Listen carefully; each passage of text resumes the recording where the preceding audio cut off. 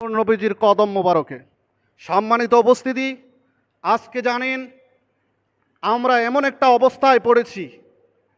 এই দেশটা হচ্ছে ওলি আল্লাহর দেশ, এই দেশটা হচ্ছে স্বাধীন একটা রাষ্ট্র, কিন্তু আমাদের উপরে আজকে সুন্নি আলিমুল আমাদের উপর নির্যাতন, নিপীড়ন, হামলা, অগ্নিসংযোগ হচ্ছে এবং মাজার ভেঙে দেওয়া হচ্ছে। কেন আজকে এই অবস্থা? আজকে যদি আমরা সুন্নিয়তের মাঠ ময়দানে দরবার, এক এক দরবার, আমার দরবার, আপনার দরবার, এইগুলি ভুলে গিয়ে এক প্ল্যাটফর্মে আজকে আমরা থাকতাম, আজকে আমাদের এই দুর্দশা হতো না। সম্মানিত উপস্থিত জনতা, আজকে আমাদের পিঠ দেয়ালে লেগে গেছে, পিছনে তাকানোর আর সুযোগ নাই। এখন আসছে আমরা সামনে আগানোর সময়, কথা কোন ঠিক কিনা? কারণ এই দেশ বাবা শাহজালালের বাংলাদেশ, এই দেশ ওলি আল্লাহর বাংলাদেশ। এই দেশে আপনি মাজার ভেঙে দিবেন, সুন্নি আলেমুল আমাদের উপরে আক্রমণ করবেন, তা হতে দেওয়া হবে না। কথা বলেন ঠিক না? আজকে সুন্নি জামাত এক হতে যাচ্ছে। সব দরবার ভুলে গিয়ে এক এক দরবারে এক একজন হতে পারে, দরবার ভিন্ন হতে পারে, কিন্তু সুন্নি জামাত এক। কথা কোন ঠিক না?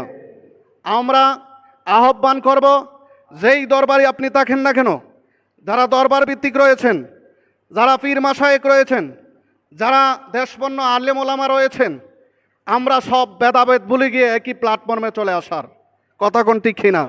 কারণ যেভাবে নির্যাতন, নিপীড়িত শুরু হয়েছে, আজকে আমাদের জানের নিরাপত্তা নাই, আজকে আমাদের মালের নিরাপত্তা নাই। কেন? কি অপরাধ আমাদের? সুন্নি জামাত কি একদম থেমে গেছে? আপনারা এটা কখনো মনে করবেন না। বাজার ভেঙ্গে সুন্নি জামাতের উপরে আক্রমণ করে, সুন্নি জামাতের গড়ে অগ্নি সংযোগ করে সুন্নি জামাতকে কখনো থামিয়ে দেওয়া যাবে না।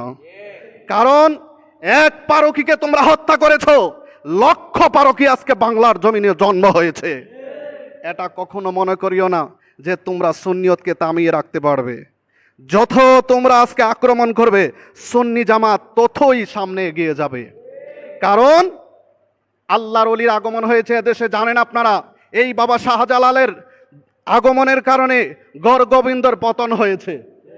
একটা আল্লাহু আকবার ধ্বনির কারণে গড় গোবিন্দের প্রাসাদ ভেঙে পড়েছে। এজন্য আমি আহ্বান করব, আমার যারা সারা বাংলার জমিনের যত সুন্নি আলেম ওলামা রয়েছেন, দরবার ভিত্তিক রয়েছেন, পীর মাশায়েখগণ, আসুন আমরা এক প্ল্যাটফর্মে চলে যাই। সুন্নিয়তের একটাই থাকবে পতাকা, আহলে সুন্নাত ওয়াল জামাত। আমাদের একটাই দাবি, কোনো সুন্নি জামাতের ওপর আক্রমণ হতে দেওয়া হবে না। মাজার ভাঙবে কেন? তোমরা মাজার ভাঙ্গার জন্য প্রস্তুত হয়েছ। আমি দেখলাম একটা ছেলে আইসা কওমি অঙ্গনের বলতেছে যে আমি বলেছিলাম মাজার ভেঙে দিব, সময় হয়েছে, শুরু হয়ে গেছে। তুমি কোথা থেকে এসেছো? এই তুমি কোথা থেকে এসেছো? সাপ সাপ জানিয়ে দিতে চাই, অতি বাড়াবাড়ি করো না।